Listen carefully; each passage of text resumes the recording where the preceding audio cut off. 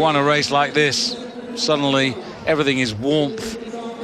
So, and from the outset today, all that Justyna does, she doesn't start fast at all, we know that, but once she's up to her full pace, she's almost unstoppable, especially today. That's a great time, 2:45.8.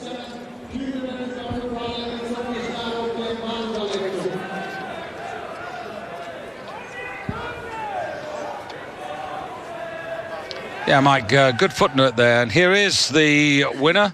Justyna Kowalczyk, congratulations to the victory here in Stockholm. It seemed to be like an easy victory after the fall of the Finland. Yeah, it was not so hard today. I was feeling really good until quarter final, and my ski was working perfect. This was my day. It was very windy and cold today. How was the skiing for you in such cold conditions? I like cold condition. I like where it's hard condition is good for me, and yeah, it was perfect. Thank you very much and congratulations. Thank you. Isn't she great? The tougher, the colder, the harder, the better she performs. Yeah, she's just refreshed, isn't she, by that? And as you said, 2:45. That, when you compare the Anne Kolonen's time trial qualifying time of 2:45.63 today, but overall sprint World Cup, you defended the title. How was the season for you? You know, it was a really great season overall. I was really happy. I had some really special moments through the whole year. So I gave it what I had today, and I'll still have very special memories from the whole season. Even more important season is to come next year. How important is your success this winter for the Olympic winter? This season gives me a lot of confidence that I can be fast over many different conditions and courses, and so not a whole lot needs to change. Just need to keep doing what I'm doing, and we'll be ready for next year. Thank you very much, and congratulations for the sprint globe. Thank you very much.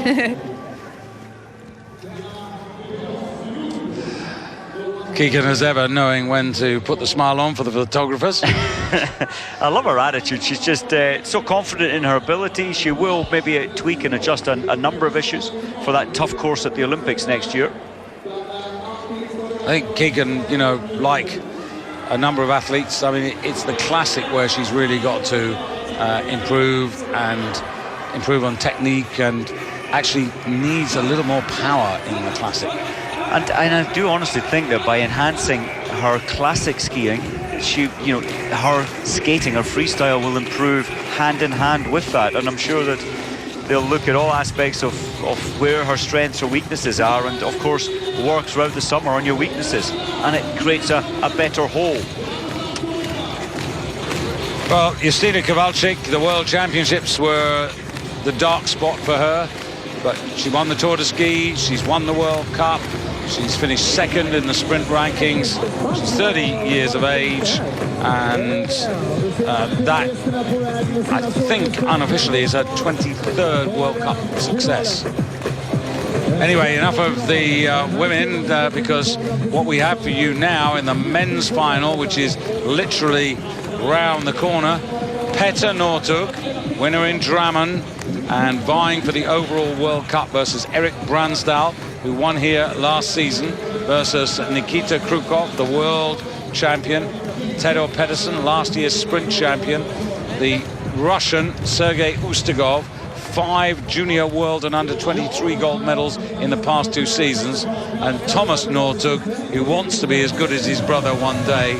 So we have this feeling, Mike, though, that NORTHUG might be about to give them a polling lesson, but I've been mighty impressed with Erik BRANDSDAL, the way that he's finished. And, you know, it'd be interesting to see how the bookmakers would put odds on this particular race, because this is, with no disrespect to Justyna, this is the lineup of the afternoon. And it's so different from the ladies' final, where it was all traditional, normal, classic skiing with wax under the skis. This, the men's final, is only about arm power. There's no wax, grip wax whatsoever. It's purely about how strong your upper body is.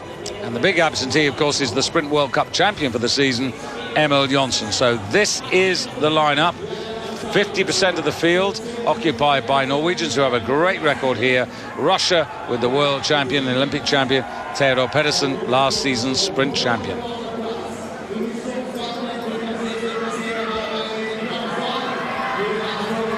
And the wind is chilly and stiff and tough, but the atmosphere rising. There's a great expectation around the crowd. And I have to say, Mike, it's probably for the first time this afternoon the crowd are really getting into this. It's almost like we've been going through the motions until this particular moment. Bouncing up and down. Tomas NOR.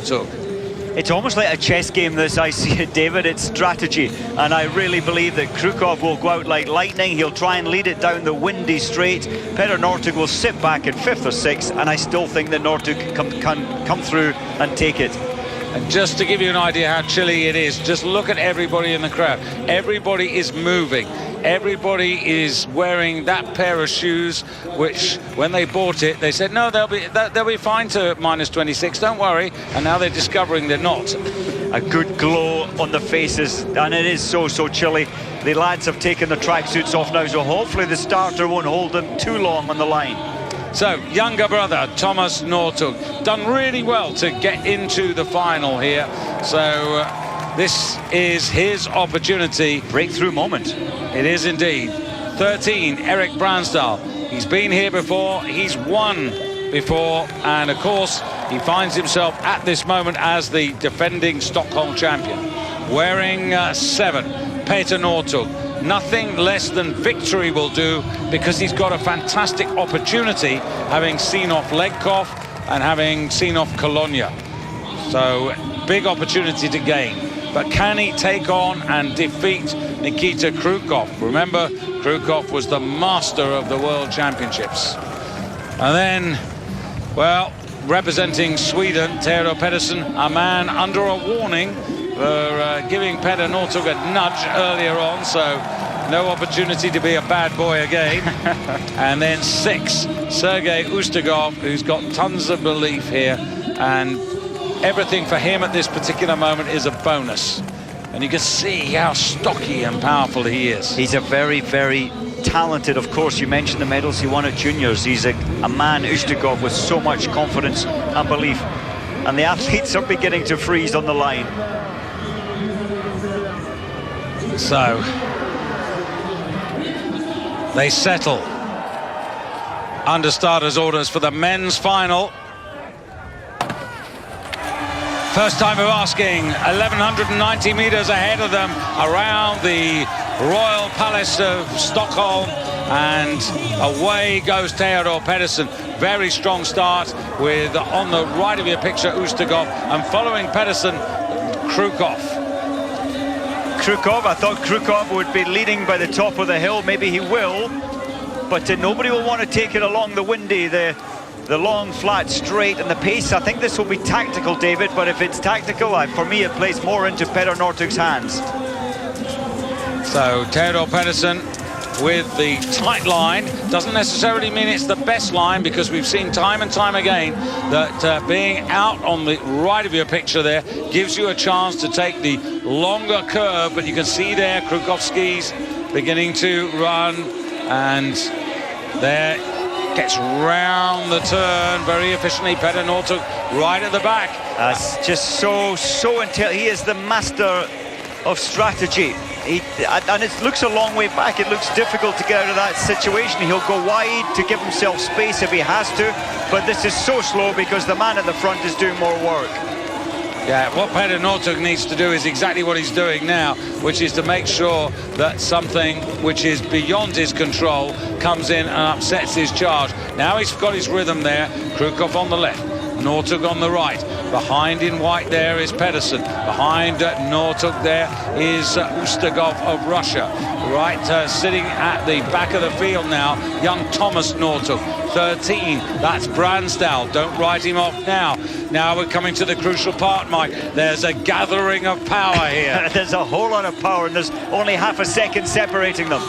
Here they go, and this is NORTHUG now, who's making his move. BRANDSDAL hasn't found a way through at the moment, and Petter NORTHUG it is who's first. He gets first run here, and he's going away, and he's doing a Drammen, and the fireworks might be a bit premature, but it's NORTHUG who set them off here. Coming up here, he took it in Drammen, he's going to take it here, and you're absolutely right, Mike. They played into his hands, and Petter NORTHUG eases up to take it from last year's winner. KRIUKOV only third, ahead of Pettersson, young NORTHUG in fifth, and USTIUGOV completing the sixth. But that was a lot. Well, he's saying, how easy was that? He is the grand master of strategy, and KRIUKOV had tapped him on the backside with a ski pole, laughing, saying, oh yeah, you really found it that easy? Of course it wasn't easy, but he puts on this image that it didn't bother me at all. It was easy.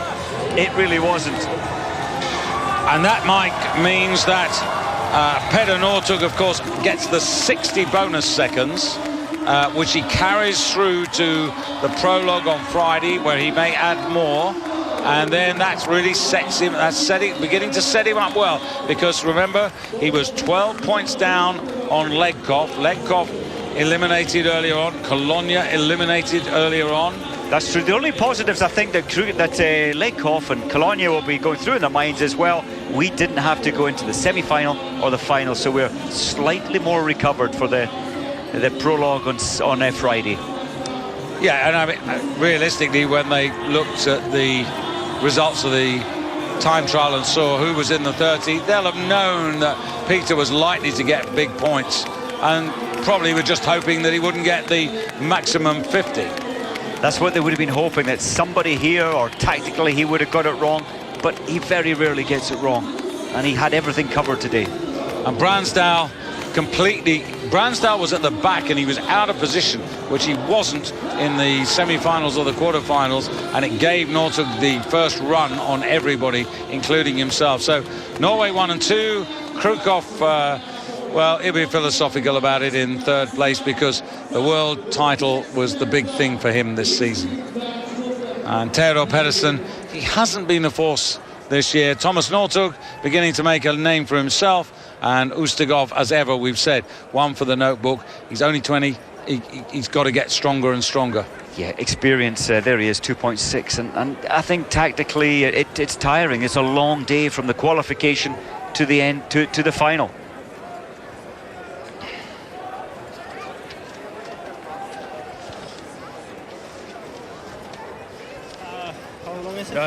30 seconds. 30 seconds? Okay. Petter NORTHUG, congratulations to a great victory here in Stockholm. You started a little bit from the back, but attacked before the last curve. Was it the plan? Yeah, I was a little slow in every heat in the start, so just try to find the right position, and it's good to stay behind because of the wind, and then it will be a really tactical race. And yeah, my goal in every heat was to have a good position before the last climb here and the finish, and that I managed. And yeah, I had the double pulling is working in these days. Thank you very much, and congratulations to your victory. Thank you.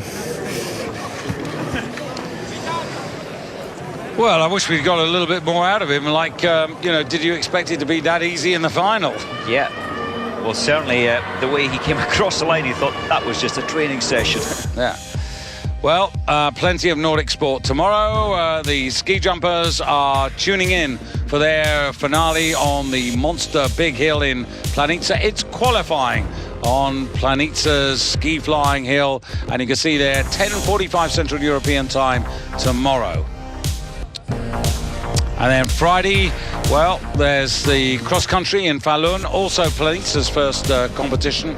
There you can see that the women's prologue and the men's prologue, and that's where again bonus seconds can be made.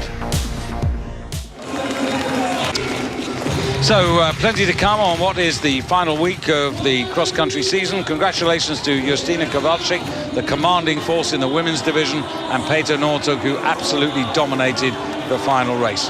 From Mike Dixon and myself, David Goldstrom, as ever, thank you for being with us. Thank you for watching. Enjoy the rest of your day. Bye-bye from Stockholm.